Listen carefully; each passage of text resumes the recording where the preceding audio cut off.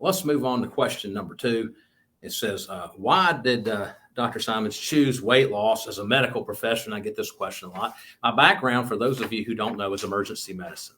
And I'm trained in emergency medicine. I'm residency trained. I still remain board certified in emergency medicine. I did that for 10 years before I started doing this full time. And so I kind of got interested in this because I had health problems of my own that were related to my weight. And there really wasn't a lot of medical answers that I was aware of. I mean, I wasn't taught about this in medical school. I wasn't taught about it in residency. And I just knew I was going in the wrong direction. And then I discovered this kind of field of medical weight loss.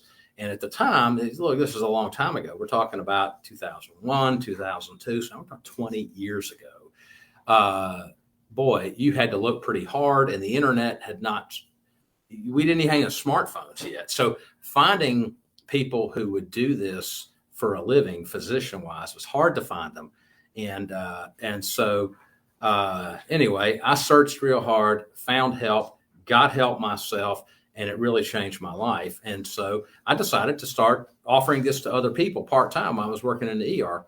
And and it just really blossomed from there. I found that the general public was eager to get help, and they didn't have a lot of good solutions. And so that's kind of how it all started. And it's just taken on a life of its own. And now with 3 offices, we've had 3 offices and over 30,000 patients later. It's, look, I don't have time to do the ER anymore. So now I'm board certified in obesity medicine and emergency medicine. This is what I do full time. So, look, for those of you just joining, this is the Ask Me Anything Facebook Live event, Monday, August 23rd for Dr. Simonds Metabolics and Weight Loss. I'm answering questions today about me and maybe some extra pearls if the producer gives me a minute. So we got a question that came in saying, what are your thoughts on exogenous ketones? Are they helpful or a waste of money? Well, Holly, I tell you what, they're kind of an affordable luxury. Let me put it to you that way. There's what I see with the exogenous ketones is people say, you know what, I'm going to eat some red velvet cake and wash this down with Mountain Dew. And because I feel bad about this, I'm going to take some exogenous ketones. Okay. And I would tell you, don't be insulted by this. That's stupid. Okay. That is not a smart move. Okay. You need to be eating right. You need to be restricting sugar and flour intake and all forms of grains, and be really limiting rice and potatoes, so that you can burn your own fat and generate your own ketones.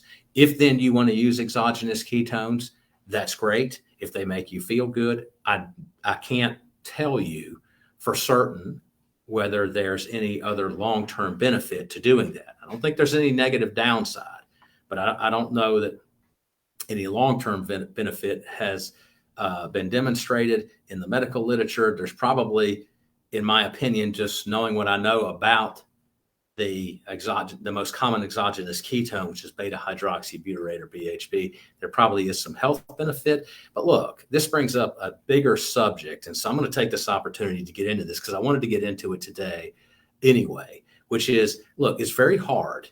Okay. It's very hard in the current environment that we're in to demonstrate benefit for whatever some intervention is. We have arrived at a point where we talk about evidence-based medicine, and it's like a religion, and that you can't think outside that box. And the problem with all of that sort of thinking, the shortcoming of all of that, in my opinion, okay, is that it takes so much money and organization to pull off the kind of trials it takes to prove benefit that it shuts a lot of people with good ideas outside of this arena. And this is a perfect example with the exogenous ketones. It would take millions of dollars to run a randomized controlled, double-blind, placebo-controlled trial over a long period of time of people using ketones versus not using ketones and measuring some health outcome.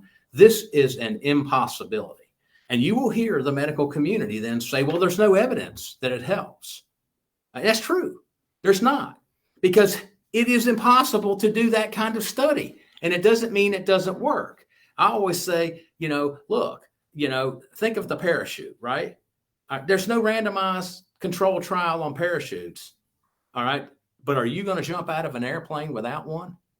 You see what I'm saying? Some things you just have to guess, hey, I think this was probably helpful, and go with it.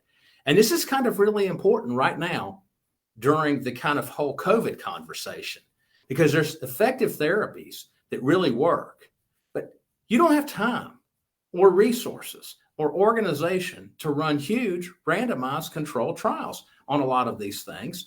And it doesn't mean they don't work. So it's really true in this case. I think that the exogenous ketones probably have some benefit, but I can't point to a trial that's going to show you that, because I think it's impossible to run the trial.